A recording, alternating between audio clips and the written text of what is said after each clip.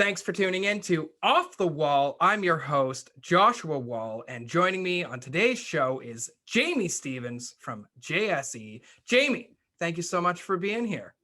Thanks for having me. So, first things first, who's Jamie? Oh, geez. I'm a local entrepreneur, event planner, own a couple businesses here in town. 40, I stopped counting. I think I'm 42. Might be turning 43 this year. I stopped at 40, man. I don't know. I don't even know how old I am anymore. I don't know. Diehard Cincinnati Bengals fan, big fan of football, big fan of hockey. That's all I got. I think almost everybody in town knows who Jamie Stevens is, but you For better or for worse. weren't always an entrepreneur. Let's start young Jamie. Maybe you're from Brantford? I am born and raised. Okay. You grew up here? Where'd you go to school? Elementary school, I went to Cedarland till grade 3, went to Prince Charles from 4 till 8, and did high school at North Park Collegiate. Let's talk about North Park. Did you know what you wanted to do when you were in high school? Yeah, I knew I wanted to run my own business eventually. That was, I think in about grade 10 or 11, I decided that for sure. Connected with a teacher there who was really big in entrepreneurship. And so I'd say I knew. I'd say I knew before I went to college. I knew I eventually wanted to own my own business. What was your first job? Oh man, first real job, like actually on a payroll. I was a janitor. I cleaned the TD Banks with an Italian guy named Dominic, who's my first boss. I cleaned Brantford Chrysler and the TD Banks in Brantford and Paris after school, which is why I couldn't play football, because I had a job after school. So you were in high school, you were a janitor. Yes. Talk about, I don't know when your first business was or your first step into being an entrepreneur, but are they similar? Are they around the same time frame? No, man. You know what? Back when I was a kid, I was your typical, lemonade stand, looking for ways to hustle in the neighborhood, shoveling driveways, raking leaves, whatever we could do to cut grass, do all that kind of stuff. So it goes back a long ways for sure. So talk about that. Tell us.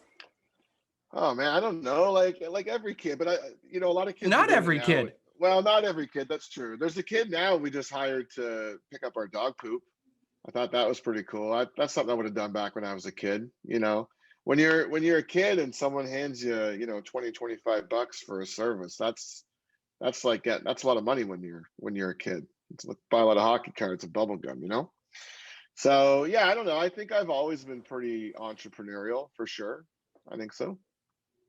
So you're in high school, you're a janitor, but you've got all these little side hustles that you're bringing in money. You decide you're going to go to college. You mentioned you went to college.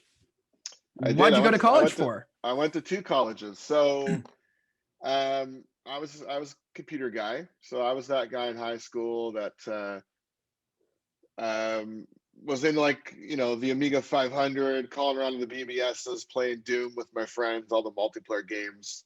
But I wasn't like the computer nerd. I wasn't your typical computer nerd. I was that guy that was sort of like, I was friends with the jockey popular guys because I was into football and hockey and all the sports. And then I was friends with all the kind of computer geek guys because I was like down in BBSs and playing multiplayer games and stuff after school. So I went to school for computer network technology. And back then I didn't like Brantford too much. I wanted to get away from here, So I applied to the furthest colleges I could find, and I got accepted into Sault College in Sault Ste. Marie. So I moved to Sault Ste. Marie and did 2 years of computer network technology. And then there was a 3rd-year option for my program. So you could graduate as a technician, and then you could stay for a 3rd year and be a technologist. I opted to go to Fleming College in Peterborough and take a new entrepreneurship program that they just launched. So I went to Peterborough for a year as well and graduated with honors from that program, and actually won the Bank of Montreal Business Award, and they paid for my tuition, which was nice. Is there any stories of being an entrepreneur in college? No, not really. I didn't. I had fun in college. It was funny when I went up to Sault Ste. Marie. I kind of laughed because I didn't really do much work when I was in Sault Ste. Marie because I had the advantage of going there, and actually, a lot of my friends that I met up there were in the same boat as me. Like our first week in res, we had a bunch of our guys in our program. We had actually ran network cable through the residents without them knowing, so we could do network gaming. So within about a month of us in the program was a lot of people who had just lost their jobs, and the government was retraining them. So you had a lot of these like 40 to 50-year-old people in the program learning computers for the first time, right? Government's paying for them to go back to school and learn because you got a lot of these guys that didn't grow up with computers. They worked in a factory job for 25 years, and factory leaves town and they don't have the skill set. So within about the first month, we were pretty much helping the teacher teach the class. So I had actually written all my exams for the first year and the first 3 months of school. So I'd already pretty much finished the program. And then we would just go in and help the teachers with the other students. We were kind of like teachers' assistants at that point. So we had a lot of time to have fun in Sault Ste. Marie. So I partied a little bit, had a good time. So it wasn't a lot of time for running a business in college. Yeah, but it still sounds like no matter where you were, no matter what you were doing, you were Mm, leading the charge. So follow along that trend. You finish school, you yeah. graduate, you're not Yep. in Brantford. What brings you back home? Yeah, it's funny. Every time, so I used to have to fly home from Sault Ste. Marie. So I used to fly in these little twin propeller planes. I come home for Christmas. I come home, I'd come home every once in a while, different breaks. But every time I come back to Brantford, I would notice something different, like they tore down this and built this, or this just opened. And there was always like there was this growth that I kept seeing. And when I left, it wasn't like I shouldn't say I hated Brantford. I didn't hate Brantford, but I was a kid like everyone else. Your hometown sucks. When you're a kid, everyone it's not cool to love your hometown when you're a kid. And it's funny because when I went to Sault Ste. Marie, I met all these people in Sault Ste. Marie, and they're like, "Oh man, this place sucks. I can't wait to get out of here." And I realized very quickly it doesn't matter where you are, you just have to make the best of where you are because you may love a place, but people who've grown up there, they think it's the worst place ever because they haven't experienced anywhere else. So I will say, moving to Sault Ste. Marie and living there made me appreciate Brantford a lot more. Sault Ste. Marie was fun, but definitely not my cup of tea. So yeah, I think just coming home, seeing all the different things. And then I went to Fleming College in Peterborough, and I really loved Peterborough. Actually, Brantford could learn a lot from Peterborough in terms of the arts and culture. Um, they obviously have a nice waterfront there, and they have a big park. They do community concerts and stuff like that. And I actually thought I was going to stay in Peterborough, but Peterborough, honestly, is a college and university. It's a student town. And when you're not a student, it's just not the same feeling. I loved Peterborough until I graduated. And then when you weren't a student anymore, it just didn't have the same appeal because it's just full of students. So I moved back home. Okay. What year is it? And where do we I don't go even from here? So now you're home. Did you I don't just even go start know. working, take a job? Yeah, I took a couple jobs. So I had the pleasure of having two diplomas. So I had a computer network tech diploma and an entrepreneurship diploma. So No kidding. yeah, so I remember like I applied for a bunch of jobs and no one would hire me. Like I wanted to work at I think it was Kelsey's at the time. I wanted to go just be a server at Kelsey's until I kind of figured out what I wanted to do. And the guy who interviewed me says, "I'd love to hire you. You're personable, you're outgoing, but let's be honest, you're not going to stay. You're not like you're here until you get your career." So he didn't hire me. So I sold some stereo equipment. I did some odd jobs. Then I applied for what I think would have been my dream job at the time. Because I had the dual thread of computers and entrepreneurship, I actually applied to run an internet cafe on Carnival Cruise Lines. Wow. And I got hired, and it paid $60,000 a year. Um, and like all my travel expenses were covered, and I live on the boat, so you wouldn't have to really spend any money. So that's 60,000, 60,000. Um, I got hired, did the orientation, was so excited, was supposed to fly to Florida in about 3 weeks and do my first post. I was going to go out and do like a 3-month run, get my feet wet, and then after that, I can go on longer excursions. And then 9/11 happened. So 2 days after 9/11, I get a phone call from the Carnival Cruise Line rep saying that they're freezing all hiring, all new hires, while they find out the impact that this event's going to have on the tourism industry. Because as you can imagine, when 9/11 happened, a lot of people were afraid to fly. A lot of people were afraid to travel. They weren't sure how it was all going to play out. So, waiting around for Carnival Cruise Lines to call back, and after about a month or two, the writing was on the wall that that job was probably not going to happen anymore. So, I had to apply for some other positions. Wow. Just wow. I So, feel like we're funny gonna get stories. there. Yeah, go Yeah. ahead. So, I applied for a whole bunch of jobs, and I actually used my resume for the cruise lines. And the cruise line resumes, you have to actually have your picture on the top. Okay, when you Brilliant apply for a idea. cruise line, you have to have your picture on the top. So I just kept using that resume. And I applied at a company called First Effort Investments here in town, owned by the Rizzo family. They own the Joggers and Campus Crew stores. So I applied to be their IT administrator, and it came with a company car and a whole bunch of perks. And I only had my I didn't have my license yet, but I applied for the job, and I went and got my G1. No, I had my G1. I had my G1, but I didn't have my G2. So I applied for the job, and I actually got called for the interview. And in the interview, he told me the reason I called you was because your picture's on top. And I got 1,000 resumes here, Yours but the only one with a picture. yours stood out. I thought that was kind of cool, so I figured I'd give you a shot. So that interview was fun because it was winter. Um, yeah, we had a huge snowstorm, and I had the meeting. I just got my G2. Literally, I rushed to get the test in case I got called for this job. Got my G2, driving my car, heading to the interview, and there's a little old lady, like 80 something years old, on North Park Street. Just had a massive snowstorm, and she's trying to shovel her driveway onto the right, and it's just bad.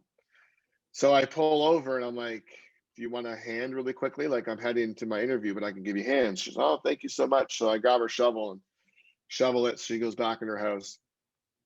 So I get to the interview, and I'm sitting in the waiting room, and I'm sitting there, and I look down at my pants. And my dress pants are just full, like, of sleet, and that, like, kind of gray, that dried, like, snow stain that's on my pants. So I'm sitting there going, like, "Oh my god, I'm about to walk in this interview. I look like a freaking slob." And if he asks me why I look this way, I can't tell him I just stopped and shoveled some old lady's driveway, because he'd be like, "You're so full of it. You're so full of it," right? But thankfully, I got in. He didn't mention it, and I got the job, got hired.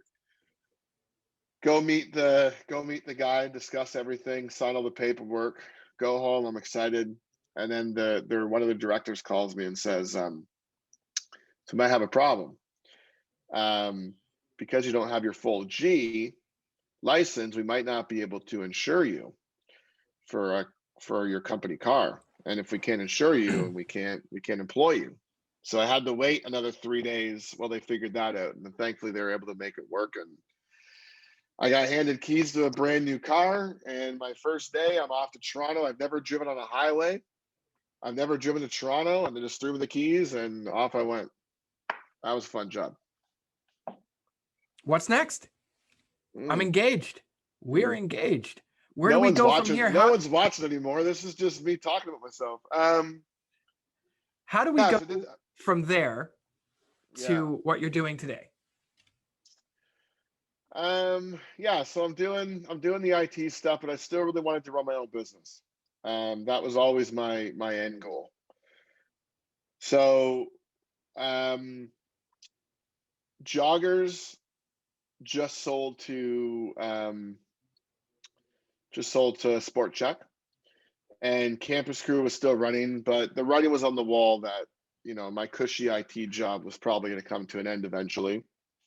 So I ended up buying a Nerds on Site franchise, which was the like it was a huge mistake in hindsight, but it taught me a lot about business and how not to run a business. But I bought the Nerds on Site franchise for Brantford. I bought the Red Beetle. I drove around in the car. I was your local computer nerd. Um, didn't like that. After a while, I didn't really like that. So, um, man, I don't even know how it went from. Okay, yeah, I know how it went. So, while I was doing Nerds on Site, I launched a website called Brant Now. Brant Now was like Facebook before Facebook, but not as big, obviously. I'm not claiming that I made Facebook before it happened, but it was a very local thing. And um, I had a software developer reach out to me and ask me to test like this community software. So I built this thing, Brant Now, and I needed content.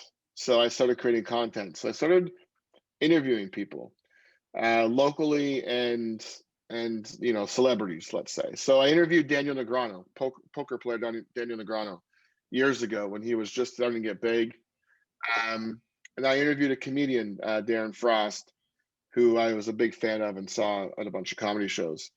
And at the end of my interview with Darren, I said, "Man, I'd love to do a show in Brantford. Like, how fun would that be to have you come down to Brantford?" And he says, "Well, I'll make you a deal. You do the legwork, get it going. I'll bring the comics. We split it 50-50. Let's do it." I'm like, "Okay, let's do it." So we did a show at the Polish Hall. We had 80 people come, which was massive to me. That was I couldn't believe it. I made like $100, I think, by the time it was all done. I made like $100. But that night, I'm like, this is what I want to do. This is what I want to do. I want to do events. This was so much fun. I had so much fun planning it. I had so much fun, like just seeing everybody having a good time, people walking out saying it was great. They'd come again. So I just dove right into that. I said, that's what I'm gonna do. I'm gonna do comedy. I'm gonna do comedy shows. I'm gonna run events.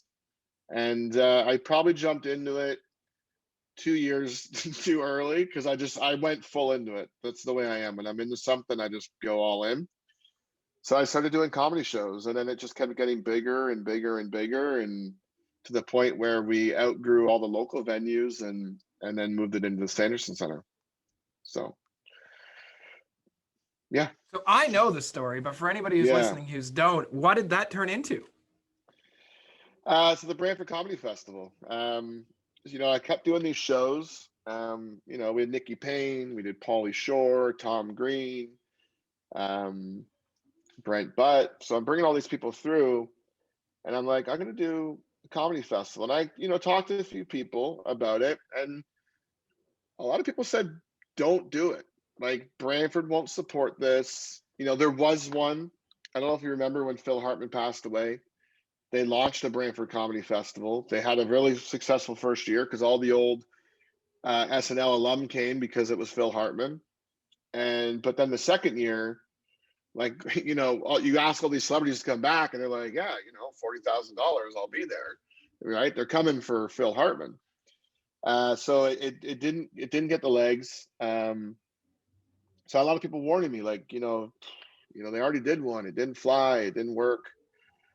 So I said, well, let's try it. Let's do it. So we jumped right into that. Did our first year. I think we're going into, man, I think this will be our 12th or 13th year this year since the So comedy festival launched.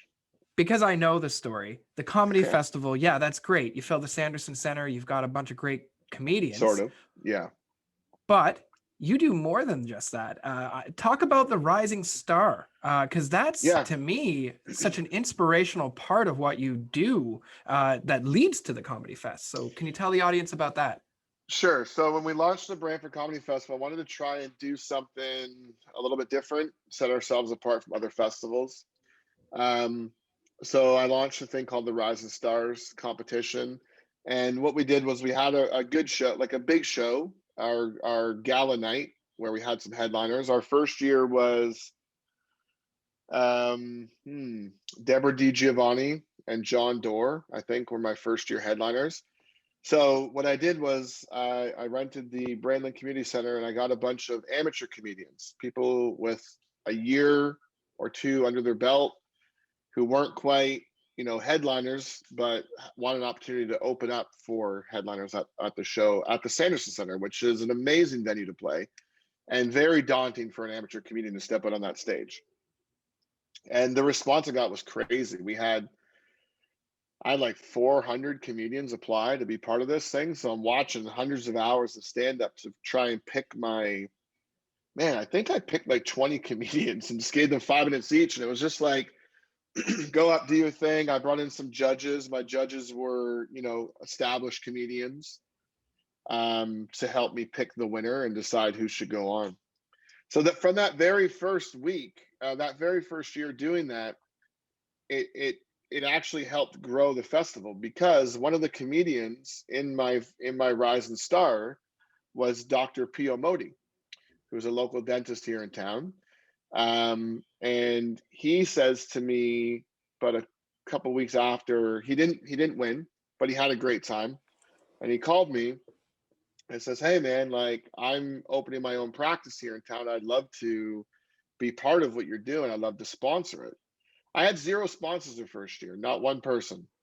I went and asked every business in town for money. Nobody invested any money because it was new. And again, we had a Brantford Comedy Festival. It didn't fly. And there was a lot of negative, like just, yeah, I don't think it'll fly. Come and see me next year. Let's see how it does and come and see me next year.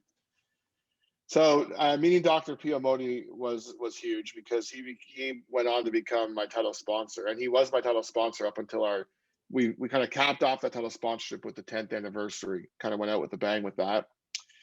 So yeah, I met Dr. Pio Modi, tried to get sponsors on board for the festival. Nobody wanted to sponsor. So what I did was I only sold. This is kind of the dirty secret of the Brantford Comedy Festival. I had 1,100 seats to sell. I sold 300. I think I sold 300 tickets.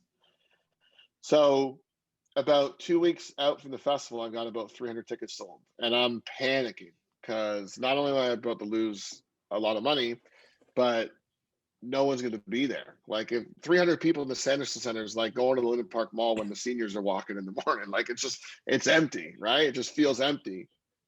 So what I did was I went around town with a stack of tickets and I went and handed out tickets to all the businesses that I wanted to sponsor.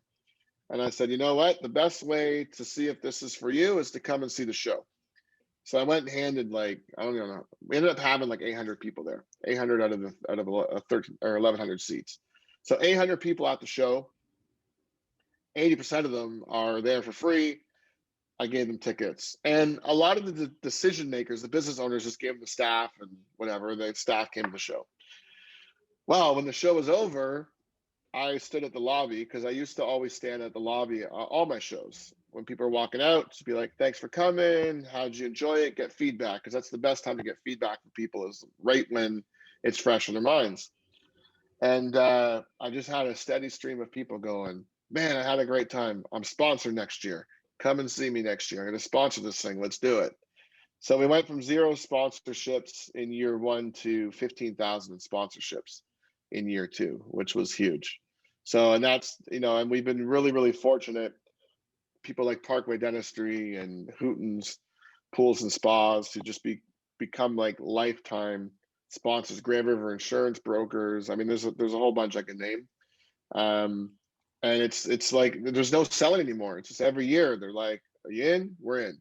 Wild Rose handmade soaps. I just only have to do a sales pitch, just like, "Hey, here's the dates this year," and they're like, "We're in." So I've been pretty fortunate that way. We have a lot to cover. So Oh we've got man, over I'm sorry. it's okay. We've got over a decade of comedy fests. Okay. But there's Yeah, it more was. than that. Let's talk about some of your other events. So I know one of my favorites is Those Damn Divas, a celebration of women in comedy. And I imagine that Yeah. that's a branch off of the comedy festival. But can you tell us about that? Yeah. So how do I say this the right way? Because I'm careful how I word this because I don't want it to come off the wrong way. Finding women in comedy who are really funny is hard. Not because women aren't funny. There's less women doing stand up. At least there was when I started Those Damn Divas. There's a lot more women now. But for every 100 male comics, there's like back then was like 10 female comics. Obviously, when you have 100 comedians, not all of them are going to be good, right? So out of 100 male comics, you're going to find like 20 who are just killers, absolute killers. And then the rest, it's a mix of pretty good to, oh, I could never put this person up in front of anybody. So I found a couple really funny female comedians and approached them to say, hey, I want to do this show and I want to give stage time to female comedians of all skill level. I wanted the amateur comics who, don't have a lot of experience to start the show, but then I want to end it with somebody who can just go up there and kill it. So yeah, that's what we did. We did the show, Those Damn Divas. I noticed there was a male comedian in Toronto named Andrew Johnson, who was on Much Music's Video on Trial. He had a show called Bitch Salad in Toronto, which was basically what I was doing. It was a female show with him hosting.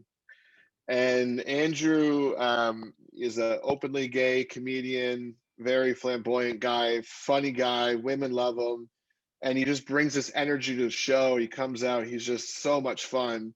So I sent him a message on, I don't even know, was it MySpace or ICQ or whatever it was back then. And I just said, hey man, I love what you're doing with this show. Here's my vision for this show. Would you come down and host it? And he came and he hosted the hell of that show. And he had so much fun. I had so much fun. We just decided to keep doing it. And Andrew's since moved to LA to pursue acting and comedy. He comes home for the show. He flies back to Canada for the Diva show because it's just become one of these things we've been doing now for, I think we're 8 or 9 years into the Diva show. So I love Andrew. He's so much fun. And we're at the point now where Andrew pretty much books the show. He's got the connection with all these people, all the comedians, and he knows what I'm looking for, and I trust him to bring the right show. So yeah. Again, I know the story, but our audience might Yeah. not. So we've got Comedy Fest. We've got Those Yep. Damn Divas. There's probably a dozen other things that you've dabbled in over the last couple of years, and we don't have to I did touch a on dog every show. single one. A dog show, yep. Yeah, A Brantford game Barks, show. Game show, yeah. Game shows, I think. Game shows, yeah. But if you had to say, what's your biggest event? What is the one? Let's go. Yeah, so obviously What the Fest is the biggest undertaking. So What the Fest Music and Arts Festival. Now there's a controversy on how it started. Controversy. My partner, yeah. So my partners, my founding partners of What the Fest are Lance Kelbeck and Mark Kelbeck. So it was me and the two Kelbeck brothers that started What the Fest. We've now brought on Phil Gillies and MJ Perry as partners as well to the festival. But Lance says it was my idea. I say it was Lance's idea. So Lance and I were having lunch on the patio in Harmony Square. What was it before it was Hudson Public? Devil's advocate. No, before Devlin's. Piston broke. Piston broke. So we were sitting on the Piston Broke patio having lunch, and Lance says, I wish we'd have like something big in this community, like a music festival. And I said to him, I don't know, like with Hockey Fest just happening, I'm like, it'd be a lot of work and it'd be a huge risk. But Lance and I are both big music fans, big live music fans, love the live music. And so we started hammering out this idea. Obviously, everyone in Brantford knows the Hockey Fest story. Like whatever happened. People didn't get refunds. It was a big gong show. So we went into it knowing that we were going to have to win people's trust, but not only the fans, dude. People don't know this. What the Fest was so hard to get off the ground because you'd call agents and say, yeah, I'm looking to do a music festival in Brantford, and they'd hang up on you because Brantford had a huge black eye because a lot of these bands were booked and then didn't get paid, and the bands looked foolish. Because I don't know if you remember back when this all went down, the band's social medias were announcing that they were coming, even though everyone in town knew it was canceled. It was just a big thing, right? So because of the Brantford Comedy Festival, I had some connections to agents booking comedians. So I was able to use some of those relationships to get me in the door with the agents. So we ended up getting a meeting with Ralph James, who's like the guy in Canadian music. And we went down with a substantially large money order to show that we were serious. And we basically handed him this money order and said, you can hold this, in what's the word I'm looking for? You can hold Like it a deposit? in, like a deposit. You can hold this while we work with you to build this festival. And he was pretty blunt with us. Well, you're going to pay up front for every band because what happened last time. And you're going to probably pay more for some of these bands than you normally would because it's going to take a lot to convince people to commit to a show in Brantford. So we did the first one, at a substantial risk, and it was definitely not a financial success by any means, but it was a success in the sense that we had thousands of people in the park. We started this brand and gave everyone something to look forward to every year after. And since it's continued to grow, obviously with COVID, we've shelved our plans until 2022. But we're super excited to come back with that. That's a lot of work. That's 6 months out of the year to get that off the ground, but a huge payoff when it happens. When you look out and see 8,000 people having a good time, it's a lot of fun. Pardon me. Puts Brantford on the map too. It becomes, Brantford is known for so many different things, and people come from all over for so many different events, being tournament capital of Ontario, or Sure. coming here for Brantford Comedy Fest, or coming here for school with Laurier and Conestoga. But what the fest has now, even just in the short time, become such a staple. It's an event that people come from all around. Can you talk about some of the names that you've brought to Brantford? Yeah, so we've brought like Big Wreck Trues, I Mother Earth, Our Lady Peace, Monster Truck, The Beaches, USS. Man, there's so many. I can't even. Collective Soul. Collective Soul was probably my favorite. They were so good. We had Sugar Ray and Uncle Cracker lined up for 2020, which was a lot of work to get done, but we wanted to really, really come out swing with a 90s show and not your typical Canadian 90s. We wanted to bring in some artists that had some huge success and people, they could sing songs that everyone in the crowd could just sing along to. Like Uncle Cracker's got like eight songs I could play for you and you know every word. Sugar Ray, same thing. So it would have been such a huge show. The fan base was definitely split when we first announced, but I think when people saw what we were trying to do, we actually sold more tickets in like the 3 months the 3 weeks we were on sale than ever before. So it would have been a really big show. It would have been really cool. when you bring people like that to a town like Brantford, it becomes a huge thing. Pauly Shore, you wouldn't think Pauly Shore is a huge mega celebrity A-list. Let's be honest, he's a D-lister at best in the States. But man, when we If brought you're him to watching this, Pauly Brantford, Shore, we're sorry. yeah, sorry, not sorry. But when we brought Pauly Shore to Brantford at Brandland Community Center, 650 tickets like that. And Future Shop, before it was Best Buy, Future Shop had to order in Encino Man and Biodome DVDs because people were going and buying them off the shelf because they wanted Pauly Shore to autograph them. Cultural impact. So when you bring somebody who is in LA a D-lister, in the States, not huge, but you bring them to a city like Brantford, people are like, Pauly Shore's coming to Brantford? Like Pauly Shore's playing at Brandland in Brantford? Like I have to go see this.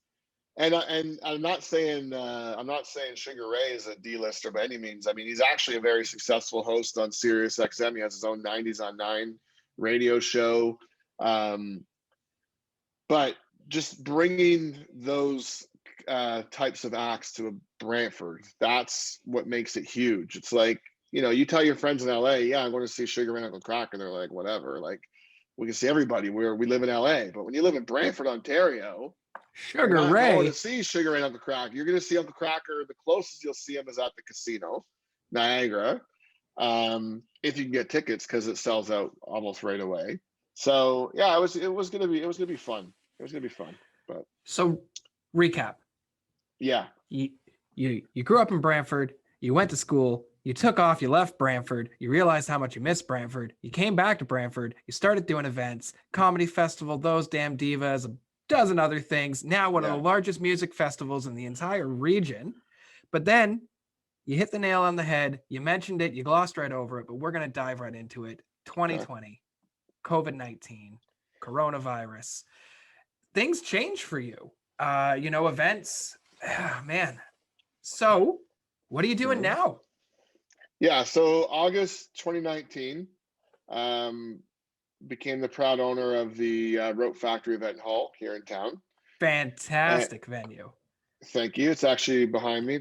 I'm not actually there right now, just so you know, it's a green screen. Really? You're not actually in case there. You're wondering. You didn't know that? You thought I was actually there? Okay. The green glow around you kind of gives it away, Jamie. Oh, is there a green glow? All right, cool.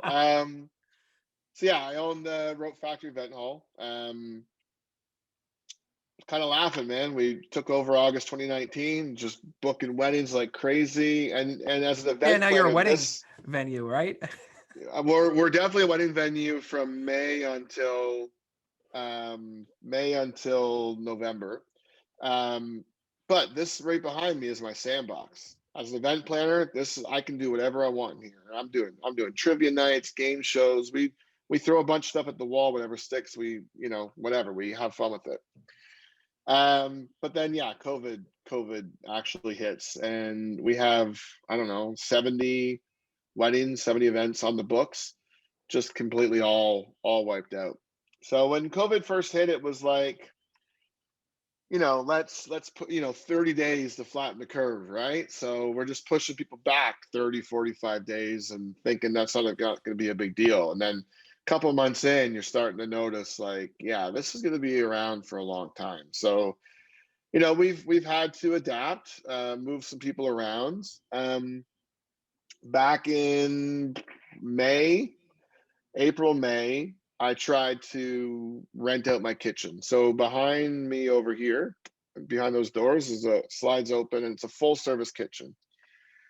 And I put up on Facebook, Gigi, all these things, $500 a week, commercial kitchen, rent it. Just looking for some income because I just keep seeing these money coming out, no money coming in, and I couldn't pay anybody to rent the kitchen.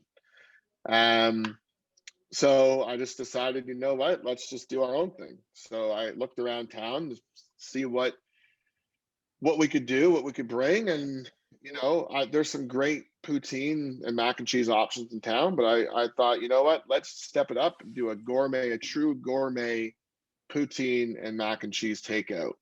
So I launched it, brought in a local chef, built the menu. We launched it with the expectation that it was going to be for 12 weeks, right? Because by 12 weeks, we're going to be out of this thing. The nightmare's going to be over. And this will just, it might not make us like a lot of money, but at least it'll bring people down to the rope factory, keeps it in the public's eye. Dude, this thing took off. It was crazy. Like we're going by 3 weeks in, word gets out. People are lining up for the food. We're buying 2 bags of potatoes, and I'm running out of food. Like it's 5:30, and I'm out of food already.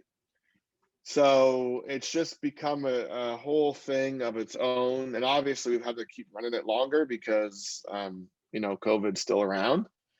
But I'm super, super fortunate. I mean, it's not making a ton of money, but at the same time, we were losing a lot of money. This is a big space, 5,000 square feet. It's a lot of money to keep this going every month. But Spool at the Rope Factory is the gourmet poutine and mac and cheese takeout. It's now to the point where we're not losing money. We haven't lost money since October of 2020, which for a small business in this environment right now is that's a huge badge of honor in my opinion. So I'm very happy about that. So Spool, we've expanded the menu, we've expanded our hours. I've just hired a second chef because we're busier. And now I'll be announcing this on Monday. I don't know when you're playing this, but Monday. we are playing it Monday. All right. So officially today we have secured a new location for Spool. It's literally right across from us in the alley, and it's going to be its own full-time thing, and I'm super excited about that. And it's going to allow us to do mac and cheese takeout and still do events at the Rope Factory without stepping over each other. And it's going to allow us to have actually a lot of our bride and grooms that come in and book now. They know about us because the poutine, because they come down for food and they go, "What is this place?" And they look inside the window and go, "Wow, I want to get married here." So people are coming now and they want the poutine and mac and cheese for their wedding. They want it for the late night buffet and whatever. So it's going to be a huge opportunity. We're also going to be announcing that we've secured another small parcel of land in the village as well. We're going to be actually building a fully licensed patio as well. So yeah, it's exciting, man. It's fun. Before we move on to the theme of this week's episode, I feel Cool. like we glossed over, and I just don't want to because I think it's important that we tell the audience and anybody watching or listening about the Rope Factory. If we weren't in COVID times, what is the Rope Factory? What are you doing? Yeah, man. So the Rope Factory is Brantford's premier intimate. I say Brantford's premier intimate event hall. We got some great event halls. If you're doing an event with 300 people, Best Western, what's the one out the highway? The Hampton, great places, awesome. You're looking for an intimate event. You're looking for that rustic industrial feel. You cannot beat our place. So we are located in what was an old rope factory. All the brick you see behind me is all the original brick, just out of the box, rustic industrial look and feel. So yeah, we're weddings, we're comedy shows, we're concerts, we're Art battles. We're Shameless corporate. plug. That's okay. We're corporate events. We're team building things. We're employee appreciation. We're charity functions. We are wedding showers, baby showers, funerals. I mean, not actual funerals, but like the wake, the celebration of life. We do it all. We've done it all. We do it all. Right now, we're doing COVID weddings. You know that's a thing. It's actually a thing. COVID weddings are a thing. So we built packages where it's you can have up to 50 people and it's all sanitized, and we operate within the rules at that time. So You said something there. You said we do it all, and yeah.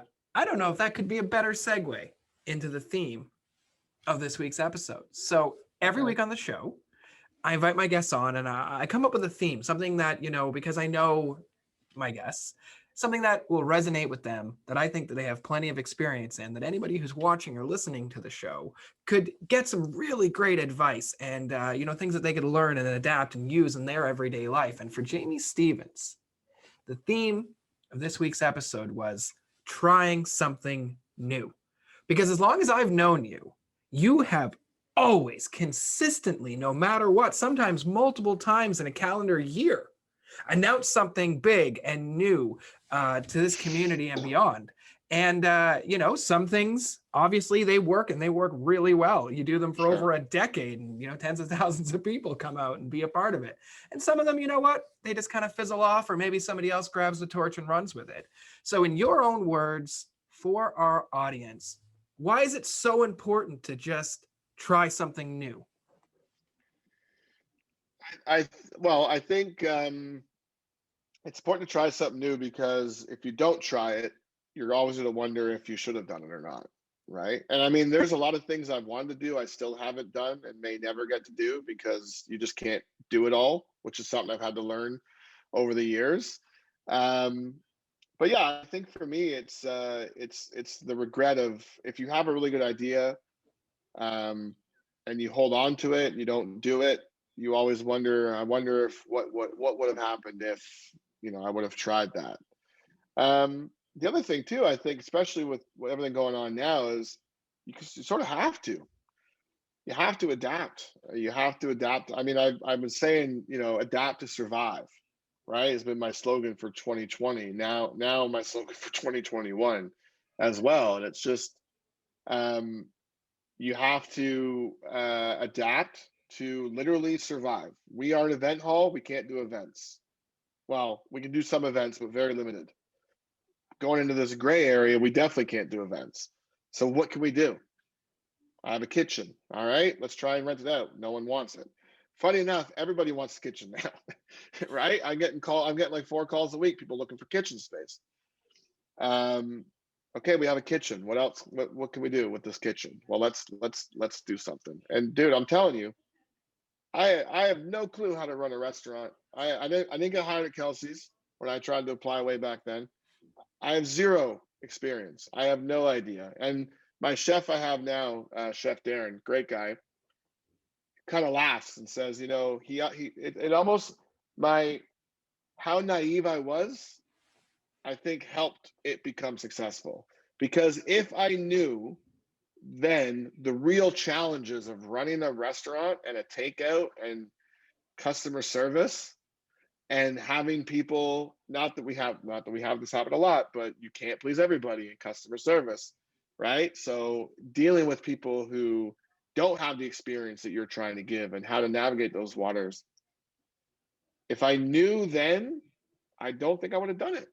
Like I think I would have been too afraid to do it, because it's like, man, that's a lot of work. And most people that do food fail.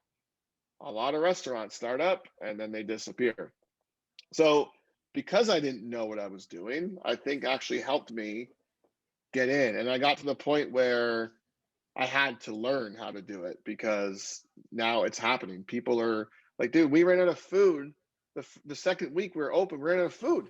We had people lined up outside who placed pre-orders. I didn't have food for them. I mean, that's just jumping in the water. You just have to learn. And that's how I learned, to learn on the fly. And it's funny now, because I have people who are looking to start up, and they're coming to me and they're saying, hey, how do I do this? And I'm going like, I don't know. Like I'm still learning how to do it. I'm only a year into this thing. I still don't really know what I'm doing. I've just been really, really lucky. Allow me to go off the wall. And yeah, allow me though. So from an outsider's perspective, you're trying something new and you've got a consistent track record of being successful, but not everybody's Jamie Stevens. Do you have any experience in trying something and it failing? Like, what if somebody puts everything they have into trying to do something and then it doesn't work out? How do you get over that? How do you consistently try something new until you find something that works? Yeah, man, I've failed at a bunch of stuff. Got married once. That didn't work out. I started stuff and it didn't fly, or I launched some things. I had the Brant Now app. It actually was successful, but you have to make choices of, okay, the dog show, that's a perfect example. Dog show, Grand Delicious, another one that we did, a food and wine show. We did Grand Delicious food and wine show at the peak when everybody was watching the Food Network and everyone wanted to be a chef. Um, and we packed the Civic Center, tons of people, tons of restaurants, and made some good money the first year, and then the second year, and then the third year was like much more challenging. And you did all this work, and you look at how much money you made after, and you go, is this worth it? A lot of things I've done appear to be successful, but financially they're not successful, or they're not financially viable. Brantford Barks, huge insurance cost. You have a bunch of people's dogs walking around on leashes, and like someone gets a dog bite or whatever, and huge liability, huge insurance costs. Had a lot of people come through. Anyone that was there would tell you this thing was great and it was successful. Not successful. Not successful. I mean, not in terms of like financial return for the amount of time that you put into it. So you have to make some tough decisions on when to pull the plug on things and focus your energy. And again, for me, it's not just about money, but if you're going to work that hard, you got to live, you got to pay your bills, right? So I've had to pull the plug on a few things. I'm trying to think if there's something I've done that just like completely fizzled out. And I can't think. I mean, there was always reasons why things didn't pan out, right? Like I was able to figure out why it didn't work and then go, can I fix it? And if I didn't feel I could fix it, then I'd pull the plug on it. But I You can't said say yeah. you said something earlier in the episode about how you were a few years early on something. And I Yeah. wonder if that's something that we could just kind of expand upon, in the sense that the fact is you're the type of person, and you surround yourself with other people who are willing to try new things. And it's not a matter of whether they are widely successful, or as you said Right. yourself, they kind of fizzle off. There's nothing that you tried that you couldn't go back to and pick up and try again. And I think that is why it's so important, in my opinion, to try new things. Because yeah, you know what, maybe having an app where all these businesses get together and show off their products didn't work then, but now during COVID, that's the big rage, right? Sorry, continue. No, it's true, man. Like back when I had the Brant Now website back in the day, I was trying to sell digital advertising to mom and pop shops in Brantford, and they looked at me like I had two heads. Like why would I spend money on internet advertising? I can't see it, I can't feel it, I can't touch it. Like, how do I know who's looking at it? And now everyone's doing digital and no one's buying print. So yeah, I feel like I was ahead on a couple things for sure. What I meant by not when I started too early was because it was not financially successful. The first, I mean, yeah, it was great to do these shows and make a couple $1,000s each show, but a couple $1,000s a show doing 6 shows a year, It's not paying a mortgage. that's below poverty, right? So Mm-hmm. I was fortunate at the time to be in a situation where I was able to take those chances because I had the support system in place for that, had a roof over my head, so I wasn't worried about the next show failing.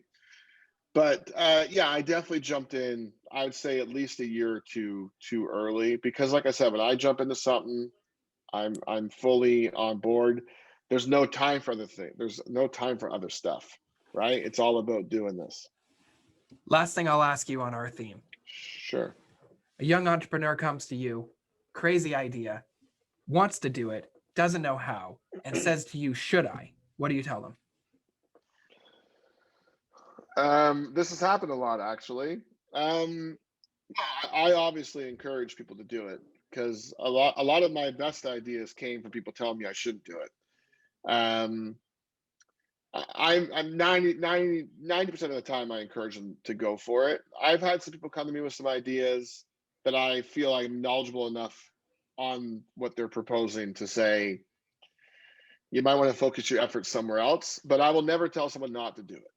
I will never tell someone not to do it, because at the end of the day, I think if you If you think you can do it, there's people out there that are, I mean, how many people are in LA trying to be famous actors, right? They're being told constantly they're not going to do it, but the people obviously go through. NHL players. There's guys playing over in Germany right now, hoping to land an NHL spot one day. They're playing where they can. Will they make the NHL? Probably not, but you can't make the NHL if you're not trying to make the NHL. You know what I'm saying? So if you're not trying, you're not going to make it. So that's, yeah. I mean, I have told people I don't think this will fly, but Yep. what do I At the know, end of the right? That's day, not, at the end of the day, it's your decision. what's the I will harm in always trying encourage. something new? I will always encourage people to go for it. If they believe in it, go for it. So Thank you for sharing that, Jamie. I really do. I believe so strongly in that. There's no harm in trying something new. You know, whatever. It doesn't work out. Who knows who you're going to meet? Who knows what impact you're going to have? Who knows who you're going to inspire? I'm part and true. parcel where I am today because I came to you with a crazy idea and you said, just go do it. So thank you. That's right. I remember that, and I believe that was also on the patio at Piston Broke. That was absolutely on the patio at the Yes, sir. Piston Bro. Can you And imagine? look at you now. Oh, look at And me look at you now. now. Look at you now. Every week, Jamie, I ask my guests because I know that you don't get to where you are without giving back to the community. Because those who give Right. back to the community gives back tenfold. It's an incredible phenomenon. Give back as much as you can. And I know that that's something that's so important to you. Every week, I ask my guests to give a shout out to a local organization, nonprofit, charity, or something that they are involved in and passionate about. And I'm wondering who you'd like to shine the light on today. So there's so many. I've always worked closely with the Brant Community Healthcare System Foundation hospital. It's funny. The reason why I get approached a lot from, cancer, MS, diabetes, all these really obviously amazing causes that need as much help as they can get. I went and worked with the hospital years ago. I'm probably going on 10 years now of doing things with the Brant Community Healthcare System Foundation. And my thinking was all these things: cancer, diabetes, heart disease, Parkinson's, all this stuff. Where do they go? Where are you getting treatment? Where are you having your surgeries? Where are you going when you need emergencies? You're going to the hospital. So I felt that by supporting the hospital, in a way, I'm able to support everybody generally, because we're all born in a hospital. Well, maybe not all of All of us, but us. Yeah, but a lot of us will start and end in a hospital, right? Or that just sounds really grim, but that was I my hear what you're thinking. saying. That was my thinking. Was the hospital foundation for me as a way to feel that I'm able to support a lot of different charities. I'm also on the board for the 100 Men Who Give a Damn as well, which obviously has had to take a little bit of a break because of COVID. But that's another way for me to be able to give money to charities to make an impact and select different charities.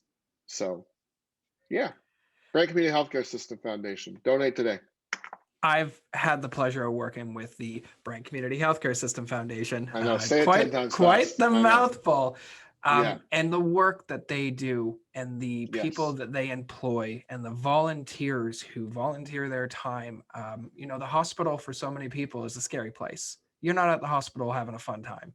And No. the foundation, to me, beyond sharing the stories, beyond raising money, they make the hospital a place that's welcoming. And Yes. you've raised so much money for the Brant Community Healthcare System Foundation, Jamie. And I mean, thank you We never for tracked it. doing You know, that. it's funny. We never tracked it fully, so I have no idea. But the one thing Carrie's told me there, it's not just the financial impact; it's also the awareness.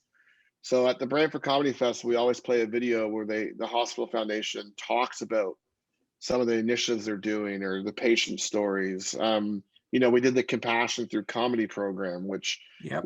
has been amazing. We're able to bring people who are going through traumatic health issues. We've literally brought people in hospice care to the Brantford Comedy Festival. There's been I won't get into it. There's been some amazing experiences, amazing stories from that. So it's not just the financial impact; it's the awareness as well, and the opportunities that we've been able to do. Incredible. Like you said, Brant Community Healthcare System Foundation. Yes, sir. Donate today. Donate We're today. at the end, Jamie. We did it. All We right. made it. I think it's been about an hour and a half, but we finally got here. I didn't think I could talk about myself for an hour and a half, but there You're a we pretty go. You're incredible something guy, every day. Jamie. That's why I Well, want you on the appreciate show. So, for anybody in my audience who's watching, who's listening, who made it this far, if they want to follow along on the story, Wake up. wake up. This is the plug. If they want to be a part of the Jamie Stevens experience, you should patent that, by the way. Where do they go? How do they stay in touch with you? Instagram, Twitter, Facebook, Oh, LinkedIn, man. MySpace. You know, I just I'm definitely more of a Facebook guy than anything else. So Yeah, verified Facebook account too. How'd you pull that off? the only one in Brantford, apparently. Yeah, only one. Only one. Yeah. So Facebook, I put everything out on Facebook. So anything I'm doing it gets shared on Facebook for sure. So you can search for Jamie Stevens, Rope Factory Event Hall, like that page, and we share a lot of everything from that page as well. Brantford Comedy Festival has a page, as does What the Fest Music and Arts Festival. So I'm there. Amazing. Jamie Stevens, you're seriously an inspiration. I've told you that 100 times, but you do so much great stuff for this community and for the people who get the chance to work with you. And I'm so thankful you took time out of your day to come onto my show. And this is real cool, man. We've known each other for well over a decade, and I love working with you, man. Thanks, man. It's been fun to watch you and your hair grow. So we have a great group of guests lined up for future episodes. You've been watching Off the Wall. I'm your host, Joshua Wall, and we'll see you next week.